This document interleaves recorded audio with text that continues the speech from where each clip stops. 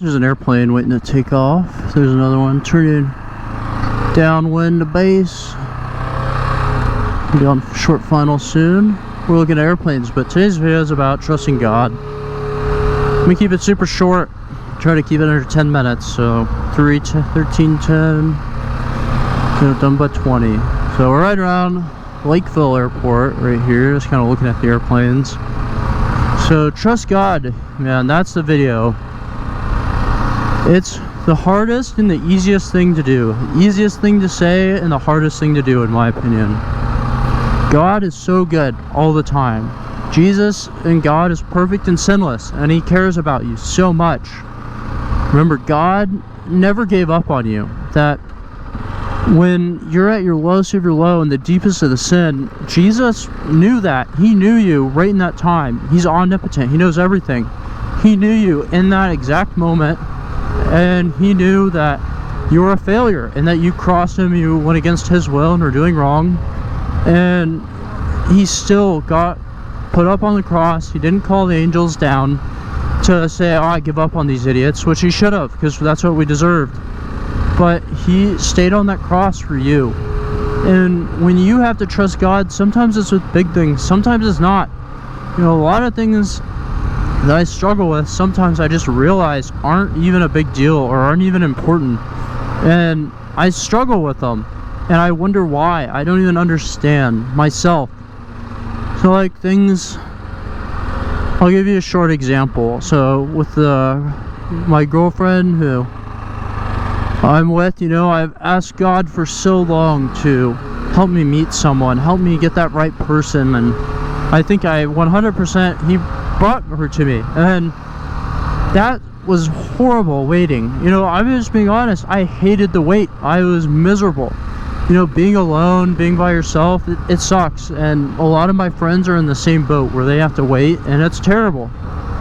But sometimes God will take you and lead you into areas you don't understand, take your life and make it, dude, weird things will happen that you just don't understand or that really suck. Like for me, I'm living in Minnesota, and right now, when I was here, I don't like Minnesota all that much living here. It's too cold for me, right? I hate the cold weather and all. And so I wanted to get out. And so I'm at a low-cost carrier flying 737s and flying cargo, charters, passengers, whatever. And I kind of get sick of my job, and so I wanted a different job. Well, it turns out I go and interview at Delta, and then they, you know, right as he'd been at this job for like 2 months, and they say no. And if Delta hired me, I 100% would have left immediately and gone to Salt Lake City to live, right? So I would have left, but I got a no, and I was super disappointed. And then for a while I was stuck here in Minnesota, and I couldn't understand why or what would happen, why God would do this to me and make me be here somewhere I don't want to be, and how He could do that to me. You know, God knew that how much I wanted that, and you say, why would He say no? I didn't understand. And then eventually I stayed here, and I ended up running into her, and my life got significantly better, way better than it ever would have been if I got a job at Delta and I made all this money and I got all these cool things out of it. You know, my life wouldn't have been as good as it is now, and that's hard for me because I still want to go to Delta, and I still wait for them to call, so that happened, whatever else, and it's been crickets lately. And I say, oh man, why is that? Well, who knows? You know, maybe something big happens and I would get furloughed if God gave me that job at Delta now. And you know, God's timing we don't understand, but God has a way and a reason. There's always some sort of meaning usually behind God's logic. Sometimes things are just no's. You know, sometimes God just gives you no as the answer, and you don't understand why, and it sucks, but that's just the way it is. And so we just accept it.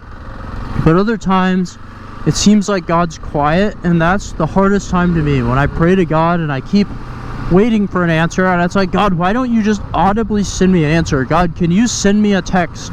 Let me randomly open my Bible and just have it be on the page that answers all my questions and makes everything easy for me to understand, accept, and to be okay with. But I'll tell you a secret, that probably will never happen to you or to me or to anyone else. And so it's time to get over it and get realistic and be serious about, you know, loving God and taking him serious and not doing wrong or whatever else. Paying attention to what he says and not messing around. You know, just, there's no, you shouldn't, when you're trusting God, you shouldn't say, God will trust you, I'll trust you until this, until that, or if this happens, if that happens. It's either you trust God or you don't, right? It's not if God does this for you that you'll trust him, or if he helps you not get in trouble for this or whatever. It's just trusting God. There's no ifs, ands, or buts. You know, you either do, you don't, and God knows. He knows your heart. So if you start messing around and you're lying to God or to yourself or whatever, I mean, it's not a secret. God knows what's happening. And so you don't want to find yourself on the wrong end. Probably shouldn't be down here. You don't want to find yourself on the wrong end of God because you thought you knew better and then find out you don't, right? If God tells you, or if God's making you wait, there might be a reason. Maybe there's not. Maybe it's just you're not ready, or they're not ready. You never know. I know this is kind of sounding like it's aimed towards finding big hole, a partner or something, but it's not exactly. It's more just that you need to trust God even when the sucks, right? And that when things aren't perfect and life's not going how you expect, that on your very worst day you can look at God and know that it's in his control. That, you know, you're God's child, and he doesn't want to see you hating your life and being miserable. And you may not understand something, but that's okay. You know, when you're a little baby, sometimes you just get in the car with your parents and just know that you're going to show up at grandma and grandpa's and it's going to be the best day of your life. But, you know, it's kind of the same way with God. Sometimes you just got to get in the passenger seat and let him drive, and you may not know why or what's happening, but it'll turn out okay. You know, that's trust. It's trusting that when you don't understand, that things will still be all right, and that if you make a mistake or something, that God's still in control. That even if something goes wrong, God's in control. That's the biggest thing to remember, is God's in control. Whether you know or remember it or like it, he is. And so just put your faith in him. Trust that it's in his hands, that it's okay, and that you don't need to worry. The Bible says, who can add a day to their life by worrying? That's what Jesus says. You know, that's just saying that you can worry about all kinds of things all you want, but it doesn't change anything. You're gonna die when you're gonna die, regardless. It's already probably pre-planned by Jesus. He already knows when it's gonna happen. And so why sit around and argue with him? And he says that about if you're saved or not. You know, God knows if you're saved. He knows how it's gonna turn out, but you can pray to him and ask and hope that things go the best way they can, and how that he helps you. You know, having an open, honest heart to God is the best way to do it. If you say you're trusting in God, which I do a lot, and then you find out that this went wrong or something, and you kind of get frustrated with God or angry, I mean, yeah, you might be saying you're trusting in God. Are you really? You know, think about it. Sometimes we're not actually trusting in God when we say we are. Just fully submit, fully give in, fully lay down your life and all your ways to him, and he will make your path straight. That's what Jesus says. That's what God says. And God knows when it's 50%. If you tell God you're going to trust him with something and then you don't actually trust him with something, God, I'm pretty sure, is well aware of that.